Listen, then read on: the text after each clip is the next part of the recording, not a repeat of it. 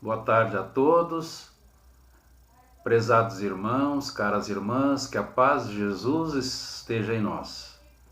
Iniciamos neste momento mais um encontro, onde faremos uma reflexão sobre o capítulo 1 do Evangelho segundo o Espiritismo, que vai nos trazer um título interessante: Não vim destruir a lei.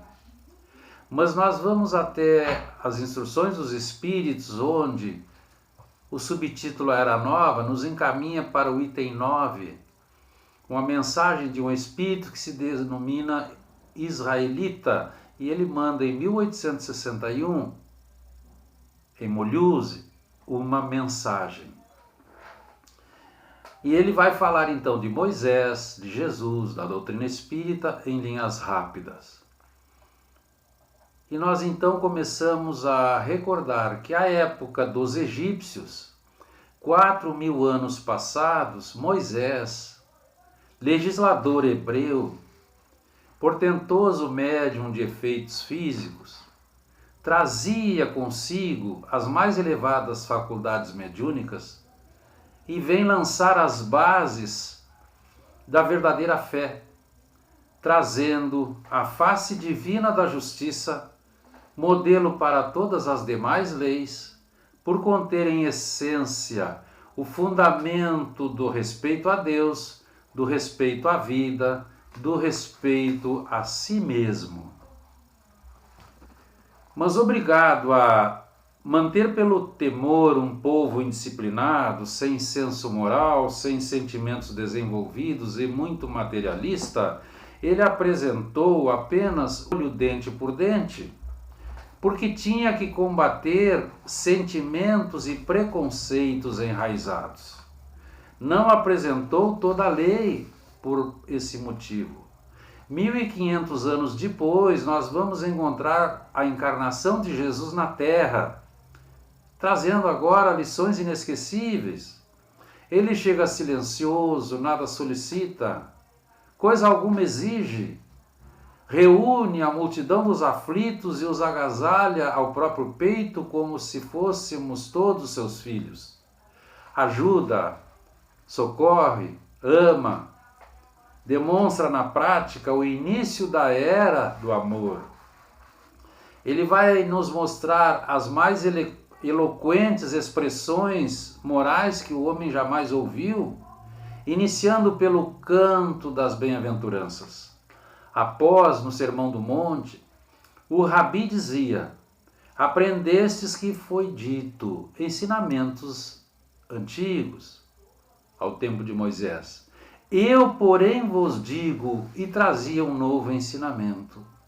Os hebreus, seus pares, ao ouvirem isso, diziam que o mestre, ao dizer, contrariava Moisés e os ditos dos profetas. Então Jesus vai esclarecer: eu não vim destruir a lei, e sim dar-lhes o verdadeiro sentido. E ele vai continuar: lembrem-se disso, enquanto o céu e a terra durarem, nada será tirado da lei. E assim será até o fim dos tempos. Falava para um povo agora um pouco mais esclarecido.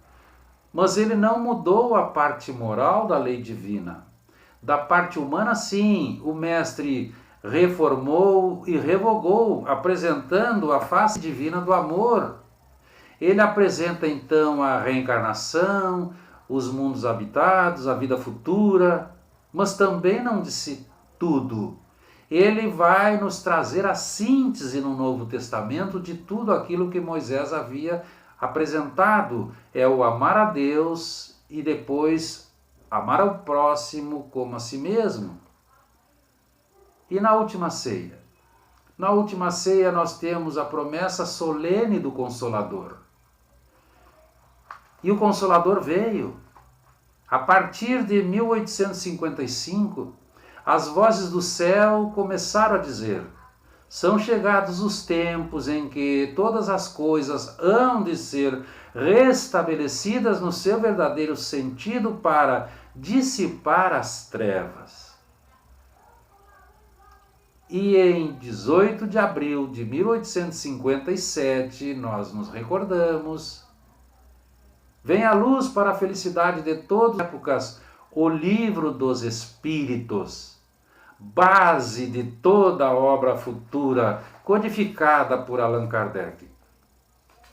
Então nós encontramos a doutrina espírita ampliando, esclarecendo, clarificando o pensamento de Jesus para todos nós.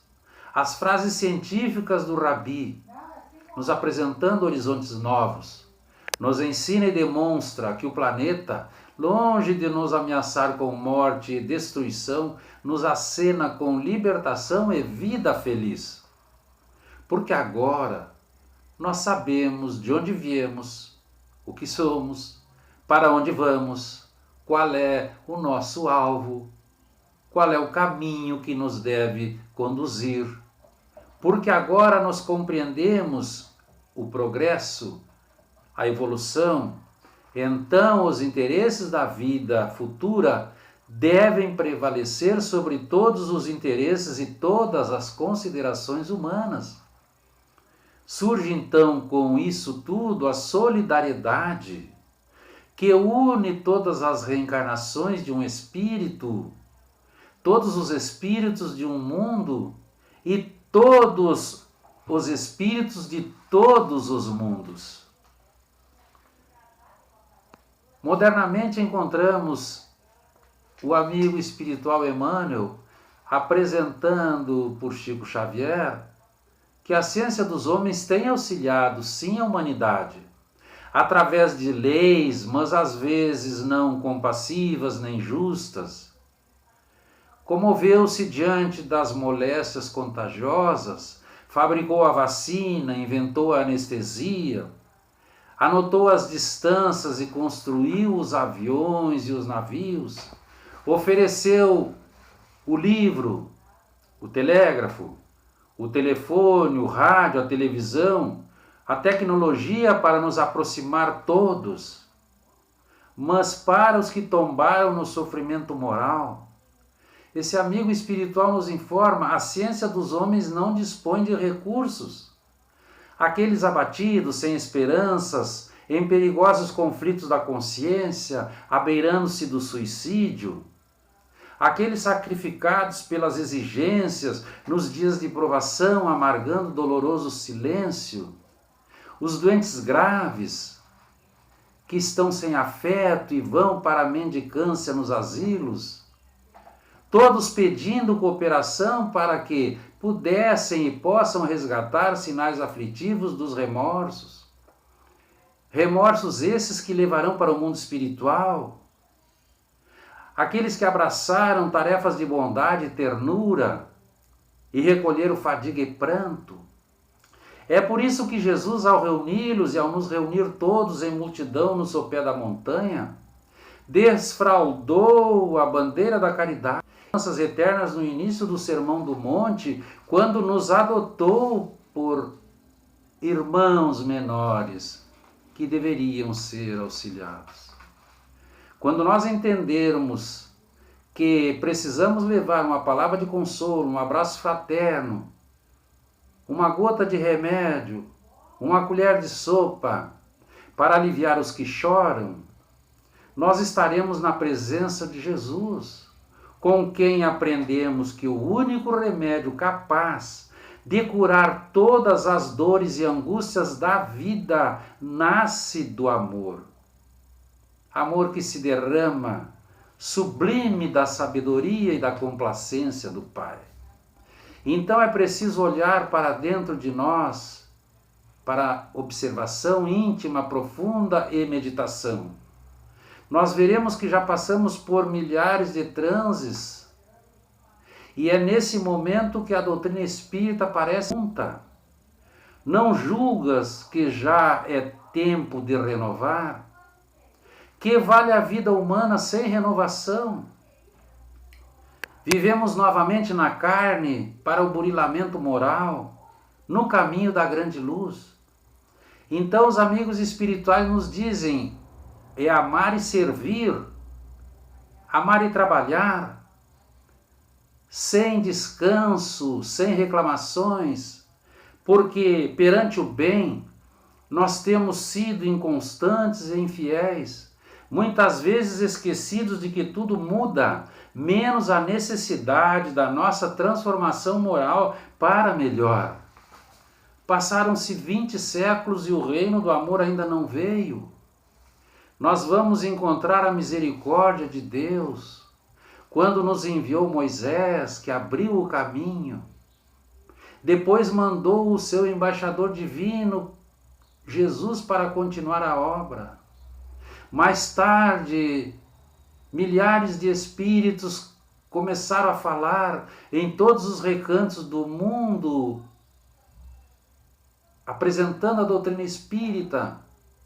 E ela vai, quando bem compreendida e bem estudada, nos mostrar que é a conclusão desse trabalho magnífico, onde nós saímos hoje, por exemplo, da reclusão forçada, do medo, para a vida verdadeira, sem medo, sem sombras e sem dores. Uma vez conseguido entender, compreender, introjetar e praticar, a beleza da moral tocará a todos nós, que então abraçaremos a ciência do amor, ciência essa que vai nos dar a chave da vida futura e vai nos abrir as portas da felicidade eterna. Que fique para nossas reflexões, irmãos e irmãs. Quero mais. Palestras curtas da UD Partenon. Curta, compartilhe, comente. Inscreva-se no canal da UD Partenon do YouTube.